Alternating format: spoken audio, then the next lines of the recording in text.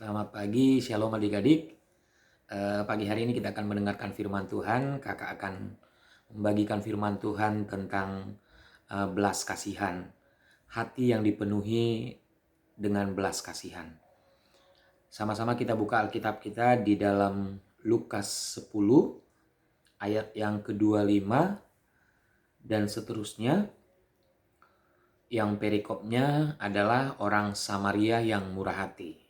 Ya, kakak tunggu adik-adik sampai dapat Lukas 10 ayat 25 sampai seterusnya. Lukas 10 ayat 25. Kalau sudah dapat, kakak bacakan buat adik-adik. Pada suatu kali berdirilah seorang ahli Taurat untuk mencoba Yesus. Katanya, "Guru, apa yang harus kuperbuat untuk memperoleh hidup yang kekal?" Jawab Yesus kepadanya, "Apa yang tertulis dalam hukum Taurat?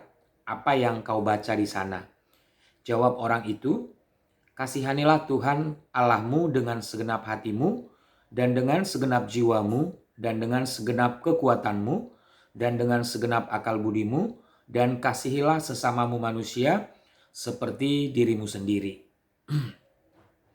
Kata Yesus kepadanya, "Jawabmu itu benar, perbuatlah demikian, maka engkau akan hidup." Tetapi untuk membenarkan dirinya, orang itu berkata kepada Yesus, "Dan siapakah sesama manusia?" Jawab Yesus, "Adalah seorang yang turun dari Yerusalem ke Yeriko. Ia jatuh ke tangan penyamun-penyamun yang bukan saja merampoknya habis-habisan, tetapi yang sudah memukulnya dan yang sesudah itu pergi meninggalkannya setengah mati." Ya, adik-adik, di sini kita diajarkan untuk kita memiliki belas kasihan. Ya, belas kasihan itu adalah ketika adik-adik melihat teman, saudara, orang lain sedang mengalami kesusahan. Nah, di situ adik-adik punya belas kasihan. Adik-adik membantu, adik-adik punya hati, punya niat untuk menolong. Ya, adik-adik berusaha untuk membantu orang yang kesusahan. Itu yang dinamakan memiliki belas kasihan. Ya, sebagai anak-anak sekolah minggu, sebagai anak-anak Tuhan, kita semua harus memiliki belas kasihan dalam hidup kita. Ya, adik-adik ya, tidak boleh terlalu cuek, tidak boleh masa bodoh, tidak boleh tidak punya keinginan untuk membantu yang kesusahan, itu tidak boleh. Karena Tuhan Yesus mengajarkan kita supaya kita memiliki belas kasihan, peduli kepada teman-teman yang sedang mengalami kesusahan, atau peduli kepada teman-teman kita yang sedang membutuhkan bantuan dari kita. Itu baru namanya anak Tuhan, anak sekolah minggu yang dengar-dengaran akan kebenaran firman Tuhan. Nah, pagi hari ini adik-adik, pembacaan kita melalui Lukas 10 ayat 25 ini kita diingatkan kembali agar kita senantiasa memiliki rasa belas kasihan kepada teman-teman yang saat ini sedang membutuhkan perhatian dari kita. Ya, adik-adik yang tahu di sekolah, sekarang nggak sekolah ya, di rumah, ya, keluarga, teman, kira-kira siapa yang sekarang ini membutuhkan belas kasihan kita. Kita harus menaruh belas kasihan kepada mereka yang sedang membutuhkan. Ya, kalau misalnya kita ketemu dengan mungkin di jalan kita ketemu dengan pengemis, ya, di situ kita harus berbelas kasihan kepada orang-orang yang membutuhkan belas kasihan dari kita. Ya, anak-anak sekolah minggu tidak boleh cuek, tidak boleh masa bodoh. Ya, kita harus selalu memiliki rasa kasihan terhadap semua orang. Itu adalah firman Tuhan yang kita baca pada pagi hari ini. Dan kita belajar dari seorang yang membantu. Di sini katakan pada ayat 30 adalah seorang yang turun dari Yerusalem ke Yeriko, ia jatuh ke tangan penyamun-penyamun dan bukan saja merampoknya habis-habisan, tetapi yang juga memukulnya dan sesudah itu pergi meninggalkannya. Kebetulan ada seorang imam turun melalui jalan itu. Ia melihat orang itu tetapi ia melewatinya dari seberang jalan. Nah, ini adalah seorang imam ini adalah dia tidak memiliki rasa kasihan karena ketika dilihat seorang Yeriko yang dianiaya oleh penyamun itu adalah perampok, adik-adik. Yang dianiaya oleh perampok, bahkan firman Tuhan berkata, bukan saja hanya dirampok, tetapi dianiaya sampai setengah mati. Tetapi ketika imam ini lewat dari jalan itu, ia melihat orang Yeriko yang sedang setengah mati ini, dia lewat saja, tidak mau membantu. Artinya apa? Imam ini tidak memiliki rasa kasihan. Ya, kita baca lagi. Demikian juga seorang Lewi datang ke tempat itu. Ketika ia melihat orang itu, ia melewatinya dari seberang jalan. Nah, orang Lewi juga sama. Ketika dia melewati orang ini yang sedang setengah mati ini, dia juga hanya lewat saja, dia tidak mau membantu. Artinya apa? Sekali lagi, orang Lewi ini pun tidak memiliki rasa belas kasihan. Ya, orang-orang ini tidak bisa kita contoh, adik-adik. Nah, lalu datanglah seorang Samaria yang sedang dalam perjalanan ke tempat itu. Dan ketika ia melihat orang itu, tergeraklah hatinya oleh belas kasihan. Nah, yang harus kita contoh adalah seorang Samaria yang lewat, dia melihat seorang yang telah dianiaya, seorang yang telah dirampok ini, dia merasa belas kasihan dan dia merasa bahwa orang ini perlu dia tolong, perlu dia bantu. Maka firman Tuhan berkata, tergeraklah hatinya oleh belas kasihan. Orang ini yang perlu kita contoh. Ya, adik-adik. Lalu ia pergi kepadanya lalu membalut luka-lukanya. Sesudah ia menyiramnya dengan minyak dan anggur, kemudian ia menaikkan orang itu ke atas keledainya, ke atas keledai tunggangannya sendiri, lalu membawanya ke tempat penginapan dan merawatnya. Bukan hanya saja ditolong, bukan hanya saja dibantu, tetapi orang Samaria ini, firman Tuhan berkata, dia mengambil, dia membalut, ngelapin semua luka-lukanya, ya, dia merawat, bahkan firman Tuhan berkata, dia menaikkan dia ke tunggangannya, ke kudanya, lalu membawanya ke rumahnya.